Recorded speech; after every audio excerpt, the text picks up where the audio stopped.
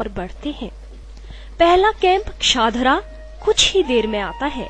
खड़ी चढ़ाई हालांकि थकाऊ लगती है, लेकिन यहाँ का देवदार के ऊंचे ऊंचे वृक्षों से जड़ा प्राकृतिक सौंदर्य, बहती विरल हवा और नीरव वन की शांति का स्पर्श पाते ही सारी थकान छूमंतर हो जाती है। पहाड़ों में ट्रैकिंग के बाद कड़ी भूख प्यास का लगना और इसके साथ पहाड़ी चश्मे का शुद्ध शीतल जल तथा लजीज भोजन की तृप्ति और आनंद अपने आप में एक अलग ही अनुभव है। विश्राम के बाद कैंप हाइजीन पर लेक्चर स्वच्छता और सुव्यवस्था का पाठ पढ़ाता है। यहाँ का स्टाफ बहुत अच्छा है, इन्होंने हमारी सभी तरीके से मदद की है। यहाँ का खाना बहुत अच्छा है और यहाँ पे ठंड वगैरह या टेंट वगैरह की व्यवस्था भी बहुत शानदार की इनने।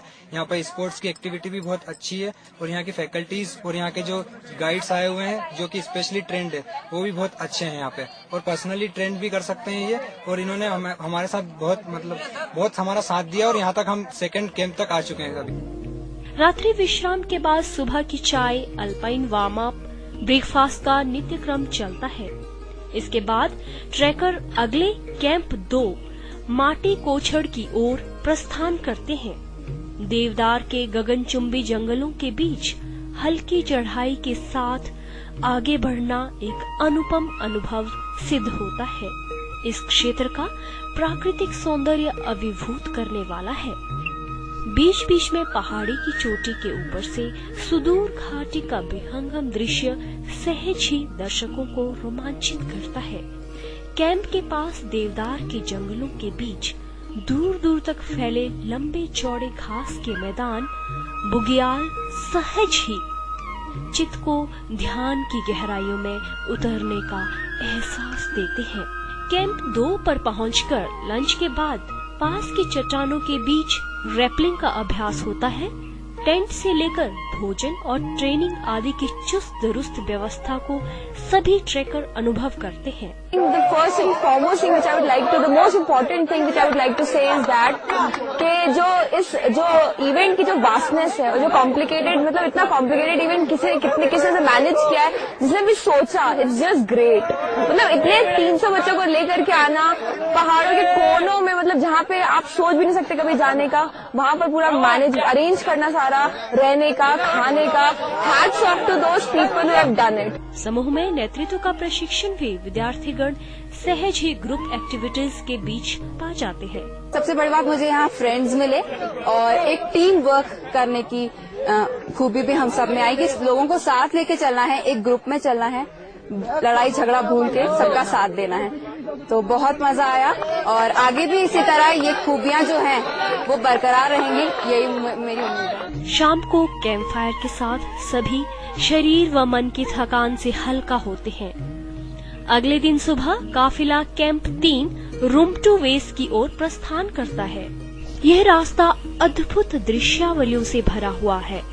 देवदार के घने जंगलों की शीतल छाया में यात्रा के रोमांच का सुखद एहसास कुछ और ही रहता है।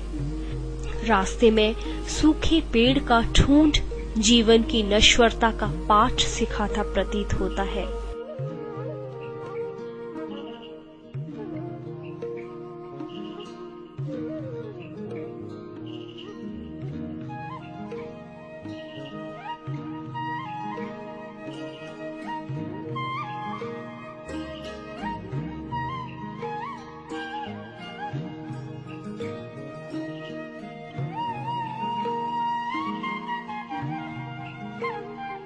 इसके आगे पठारनुमा टीलों के बीच बसा फूटा सौर आता है।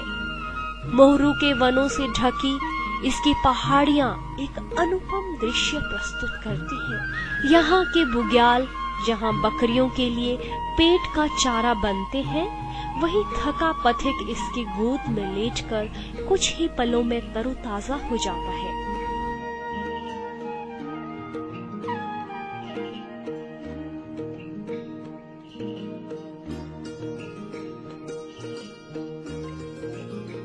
झरने व हिमाने की कल कल ध्वनि सहज ही यात्रियों का ध्यान आकर्षित करती है। इसके किनारे बसे कैंप में लंच के बाद पर्वतीय फ्लोरा फोना का लेक्चर होता है।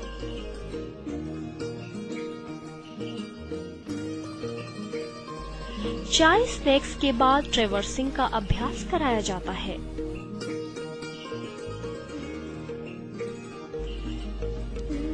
यहाँ से सामने सुदूर बर्फ से ढकी चोटियों का दृश्य सहज ही चित्त को आह्लादित कर देता है। शाम को डिनर के बाद हॉट ड्रिंक्स के साथ कैंप फायर के साथ कुछ मौज मस्ती के पल बीतते हैं।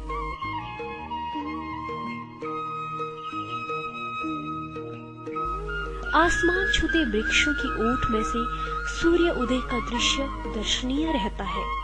प्रार्थना के स्वरों के साथ अगले पड़ाव रुमसू टॉप की यात्रा शुरू होती है।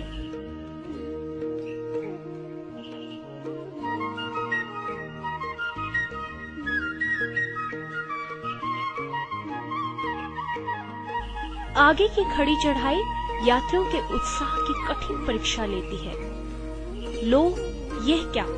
पीछे मणिकरण घाटी में बर्फ से ढकी चोटियों का विहंगम दृश्य सामने खड़ा है। बादल के फाहों से खेलती ये चोटियां एक अलग ही नजारा पेश करती हैं। इनके अवलोकन के साथ सफर की थकान का पता ही नहीं चलता।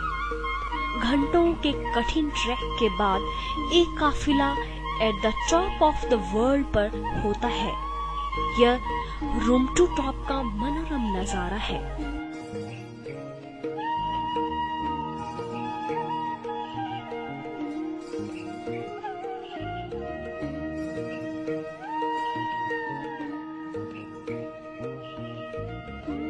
रास्ते में जंगली चूहा इस कठिन प्रांतर में अपनी संघर्ष